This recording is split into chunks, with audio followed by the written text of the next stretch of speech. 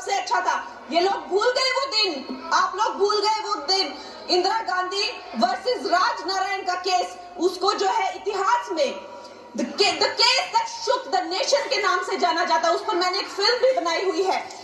Vote चोरी और वोटों की धांधली के लिए एक प्रधानमंत्री पे एक साधारण से नेता ने केस किया था और उस धांधली में वो पकड़ी गई थी। हर उनका जो आरोप है उसमें सच सिद्ध किया गया था और रातों रात उनको कुर्सी छोड़ने के लिए कहा गया था और रातों रात जो है उनको ये आदेश दिया गया था कि आगे इतने सालों तक आप कभी जो है वो चुनाव लड़ नहीं सकते। ये धांधलियां इन्होंने करी हुई है और ये जो है उस टाइम के बैलेट बॉक्सों को उठाकर ले जाते थे ये लोग और आज कहते हैं कि इनको ईवीएम्स जो है वो हैक हो जाते हैं। अध्यक्ष महोदय जी, मैं इनको याद दिलाना चाहती हूँ, प्रियंका गांधी जी कहती हैं कि छोड़ो पुरानी बातें, हम पुरानी बातें नहीं करेंगे, हम पुराने लोगों के बारे में नहीं बोलेंगे। तो मैं ये जानना चाहती हूँ कि आपकी जो माता जी हैं वो तो आपकी अध्यक्ष है और इस वक्त की वो अध्यक्ष है,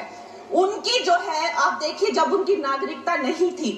जब उनके पास 1983 में नागरिकता आई, उसके कितने साल पहले से वो वोट देती आ रही हैं। तो ये जो इनका जो परिवार है, एंटाइटलमेंट से जो ग्रस्त ये इनका परिवार है, ये प्रियंका गांधी जी को भी याद रखना चाहिए। चाहे आपका भूतकाल हो, चाहे आपका वर्तमान हो, आप सब लोग, चाहे ईवीएम हो या चाहे कागज पे लिखा हो, जब आप लोगों के चरित्र में जो है किसी तरह की मर्यादा नहीं है, आप लोगों ने कभी भी इस देश का, यहाँ की कानून व्यवस्था का, संविधान का कभी आप लोगों ने सम्मान नहीं किया हुआ है। और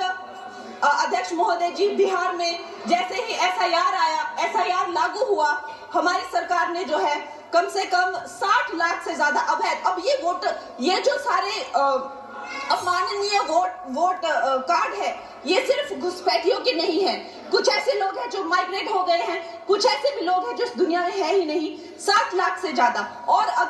अगर वो लोग जेन्युइन थे तो उन्होंने, किसी ने तो रिक्वेस्ट करनी चाहिए थी कि भाई मेरा वोटर आईडी कैंसिल हुआ है। उसके उपरांत जो है 21 नए वोटर आईडी जो है उन्होंने दिए हैं और इस तरह का एक माहौल बना बिहार में कि आज तक की सबसे ज्यादा वोटिंग जो है 67% वोटिंग हुई। नागरिकों में ये उत्साह जगा कि जो है इस तरह की जो क्लेंजिंग प्रोसेस है वो होना चाहिए। मैं एक देशभक्त होने के नाते अध्यक्ष महोदय जी, मैं ये प्रपोज करना चाहती हूँ कि हमारे देश में जो है हमेशा महीने 2 महीने बाद हमारे जो शीर्ष नेतृत्व हो गए, सारे अधिकारी हो गए, हमारे जितने भी रिसोर्सेज हैं, हम लोग उनको हर महीने 2 महीने में इलेक्शंस में जो है पुश कर देते हैं। इससे हमारे देश का बहुत ही भारी नुकसान होता है और मैं ये चाहूंगी कि 1 नेशन 1 इलेक्शन, जो नरेंद्र मोदी प्रधानमंत्री जी जो कहते हैं